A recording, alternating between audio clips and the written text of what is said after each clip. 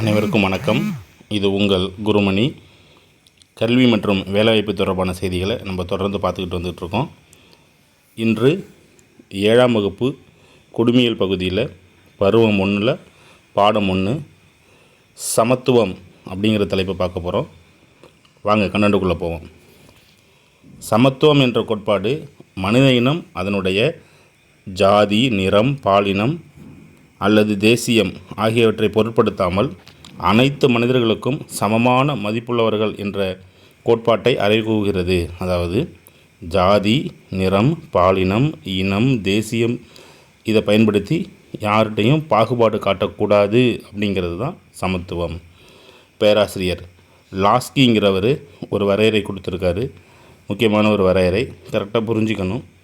சமத்துவம் என்பது சமமாக நடத்தப்படுவது மட்டுமல்ல, வெகுமதி அளிப்பதிலும் சமத்துவம் இருப்பதாகும். இதில் சமமாக நடத்தப்படுவதுனா என்ன அப்படின்னா, சமூக சிறப்புரிமை இல்லாதது, யாருக்கும் சமூக ரீதியாக சிறப்பான ஒரு அந்தஸ்து கொடுத்துடக்கூடாது. அடுத்து வெகுமதி அளிப்பதிலும் சமத்துவம் அப்படின்னா, எல்லாருக்கும் சம வாய்ப்பு கொடுத்த பிறகு தான் நீங்கள் பாராட்டுகளும் பரிசுகளும் கொடுக்கணும் அப்படின்னு சொல்கிறாங்க. இந்த வரையறையை புரிஞ்சிக்கணும். இயற்கையாக சமத்துவமின்மையை சரி செய்ய இயலாது. இயற்கையான சமத்துவமின்மைனா என்ன? ஒருவருடைய உயரம், நிறம், இதெல்லாம் இயற்கையான சமத்துவமின்மை. இதை சரி செய்ய முடியாது. ஆனால் ஜாதி, மதம், மொழி, பொருளாதாரம் ஆகிய அடிப்படையில் மனிதனால் ஏற்படுத்தப்பட்ட சமத்துவமின்மையை சரி செய்ய முடியும். இங்கே மனிதர்களது திறமை, வலிமை, எண்ணம் ஆகியவை ஒன்றிலிருந்து இன்னொருத்தருக்கு வேறுபாடு உண்டு அப்படிங்கிறத நம்ம எல்லாரும் ஒத்துக்கிறோம். அப்படின்னா அப்போனா ஒரு மனிதனுடைய திறமை மேம்படணும் அப்படின்னா எல்லாருக்கும் சம வாய்ப்பு கொடுக்கணும் அப்படிங்கிறதையும் நம்ம ஒத்துக்கணும். எப்படி ஒவ்வொரு மனிதருக்கும் வேறுபாடு இருக்கிறத நம்ம ஒத்துக்கிறோமோ, அப்போனா திறமையை மேம்படுத்தணும் அப்படின்னா எல்லாருக்கும் சம வாய்ப்பு கொடுக்கணும் அப்படிங்கிறதையும் நம்ம ஒத்துக்கணும். மக்களாட்சி கோட்பாடுகளான சுதந்திரம், சமத்துவம் ஆகியவை நீதியின் அடிப்படையில் நடைமுறைப்படுத்தும் போது மட்டுமே பொருளுடையவாகின்றன.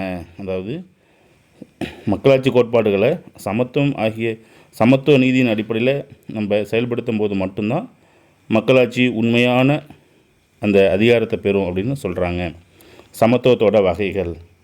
சமூக சமத்துவம், அனைத்து குடிமக்களும் சம தகுதியை அடைய உரிமை கொண்டவர்கள் என்பதே சமூக சமத்துவமாகும். அதாவது அனைவரும் தங்களது ஆளுமை நோக்கங்களை அடைவதற்கு சமமான வாய்ப்புகளை பெற்றிருத்தல் வேண்டும். சமுதாயத்தில் ஜாதி, சமய கொள்கை, நிறம் மற்றும் இனம் ஆகியவற்றின் அடிப்படையில் பாகுபடுதல் இருத்தல் கூடாது. இதுதான் சமூக சமத்துவம். அடுத்து குடிமை சமத்துவம். அனைத்து குடிமக்களும் குடிமையல் உரிமைகளை அடைவதல் வேண்டும் என்பதே குடிமை சமத்துவம். இங்கே ஒரு முக்கியமான ஒரு கோட்பாடு சொல்கிறாங்க. இங்கிலாந்தில் சட்டத்தின் ஆட்சி, ரூல் ஆஃப் லா அப்படிங்கிறத செயல்படுத்துகிறாங்க. அதாவது சட்டத்தின் பார்வையில் அனைவரும் சமம் அப்படிங்கிறது தான். இதே முறையை இந்தியாவிலையும் நம்ம பின்பற்றுறோம். இந்த பதத்தை உருவாக்குனவர் பிரிட்டிஷை சார்ந்த ஏவி டைசி அப்படிங்கிறவர். அடுத்து அரசியல் சமத்துவம். இதில் 3 உட்கூறு இருக்குது. வாக்களிக்கும் உரிமை, பொது அலுவலகத்தில் பங்கு கொள்ளும் உரிமை, அரசை விமர்சனம் செய்யும் உரிமை, இதெல்லாம் சேர்ந்தது தான் அரசியல் சமத்துவம். இந்தியாவில் அரசியல் சமத்துவத்தை நிலைநிறுத்துறதுக்கு நம்ம நிறைய வழிமுறைகளை பின்பற்றுறோம். அதில் ஒன்று, 18 வயது பூர்த்தி அடைந்த எவரும் வேறு எந்தவித தகுதியும் தேவையில்லை, ஓட்டளிக்கலாம். இந்தியாவில் முதல் தேர்தல் நடந்த 1952 பெண்களுக்கு வாக்குரிமை வழங்கப்பட்டது. ஆனால் சுவிட்சர்லாந்து போன்ற வளர்ந்த நாடுகள் அப்படிங்கிற அந்த நாடுகளில் கூட 1971 தான் பெண்களுக்கு வாக்குரிமை வழங்கப்பட்டது. அதே போல் இந்தியாவில் பார்த்திங்கன்னா 25 வயது நிரம்பிய ஒருவர் தேர்தலில் போட்டியிடலாம். அதாவது எம்எல்ஏ எலெக்ஷனில். இன்னும் உள்ளாட்சி எலெக்ஷனில் மாநிலங்களுக்கு மாநிலம் வேறுபடும். தமிழகத்தில் உள்ளாட்சி எலெக்ஷனில் 21 வயசு நிரம்பினால் கூட போட்டி போட முடியும். ஸோ இதெல்லாம் அரசியல் சமத்துவத்தை பற்றி சொல்லுது. பாலின சமத்துவம். அதாவது உரிமைகள், பொறுப்புகள் மற்றும் வாய்ப்புகள் ஆகியவை ஆண் பெண் என்பதை பொறுத்து அமைதல் கூடாது. ஆணுக்கு ஒரு பொறுப்பு, பெண்ணுக்கு ஒரு பொறுப்பு, ஆணுக்கு ஒரு உரிமை, பெண்ணுக்கு ஒரு உரிமை, ஆணுக்கு ஒரு வாய்ப்பு, பெண்ணுக்கு ஒரு வாய்ப்பு அப்படின்னு பாலினத்தின் அடிப்படையில் வாய்ப்புகள் அமையக்கூடாது அப்படின்னு சொல்கிறாங்க. பாலினம் சமத்துவம் என்பது ஆண் பெண் இருவரும் வாய்ப்புகள் மற்றும் வளங்களை பெறுதலுக்கான ஒரு வாய்ப்பை நம்ம ஏற்படுத்தி தரணும். இதனால தான் உள்ளாட்சி அமைப்புகளில் நம்ம 50% இடஒதுக்கீட்டை தமிழகத்தில் நம்ம செயல்படுத்துகிறோம். அதே போல் பாலினம் சமத்துவம் என்பது பெண்கள், ஆண்கள், சிறுவர், சிறுமியர் ஆகியோர் சமமான உரிமைகள், வாய்ப்புகள் பெற வேண்டும் என்று கூறுவதோடு அவர்கள் ஒன்றுபோல் நடத்தப்பட வேண்டும் என யுனிசெஃப் கூறுகிறது. இது யுனிசெஃபோட வரையறை.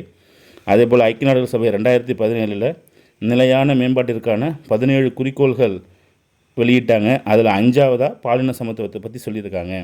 இந்தியாவில் பாலின சமத்துவத்துக்கு பணியாற்றினவங்கள முக்கியமான பர்சனாலிட்டிஸ் யார் அப்படின்னா ராஜாராம் மோகன் ராய், ஈஸ்வர சந்திர வித்யாசாகர், தயானந்த சரஸ்வதி, மகாதேவ் கோவிந்த ரணடே, தாராபாய் ஷிண்டே, பேகம் ருகேயா சாவத் உசைன், சாவித்ரி பாபுலே இவங்கெல்லாம் பாலின சமத்துவத்துக்காக பாடுபட்டவங்க. இதில் இன்னொன்று கவனிக்க வேண்டியது மனித மாண்பு. அதாவது மனித மாண்புங்கிறது சுயமரியாதை அப்படிங்கிறது தான் நம்ம என்ன சொல்கிறோம் அப்படின்னா மனித மாண்புன்னு சொல்கிறோம். அதாவது மனித உரிமைகள் என்பதோடு மட்டுமல்லாமல் இதிலிருந்து அனைத்து அடிப்படை உரிமைகளும் தோன்றுகின்றது. மனித மாண்பிலிருந்து தான் எல்லா அடிப்படை உரிமைகளும் தோன்றுது. ரைட்டு. அடுத்த ஒரு சமத்துவம் என்னென்னா வாய்ப்பு மற்றும் கல்வியில் சமத்துவம். அனைத்து தனி மனிதர்களும் கல்வி பெறுவதில் உரிய சமத்துவத்தை நம்ம ஏற்படுத்தி கொடுக்கணும் அப்படின்னு சொல்லியிருக்காங்க. இந்திய அரசியலமைப்பு சட்டத்தில் சமத்துவத்தை பற்றி பேசுகிறோம் அப்படின்னா நிறைய பேசியிருக்காங்க. நமக்கு தெரியும் அடிப்படை உரிமைகள் 14லேருந்து 18 சமத்துவ உரிமைன்னே பேர். அதே போல் ஆர்டிகல் 21 சட்டத்தின்படி சமமான பாதுகாப்பு எல்லாருக்கும் வழங்குகிறோம். ஆர்டிகல் 14 சட்டத்தின் முன் அனைவரும் சமம்னு சொல்லுது. ஆர்டிகல் 21 சட்டத்தின் மூலம் அனைவருக்கும் சம பாதுகாப்பு அப்படிங்கிற வார்த்தை சொல்லுது. 14வது சட்டப்பிரிவு சட்டத்தின் முன் அனைவரும் சமம்.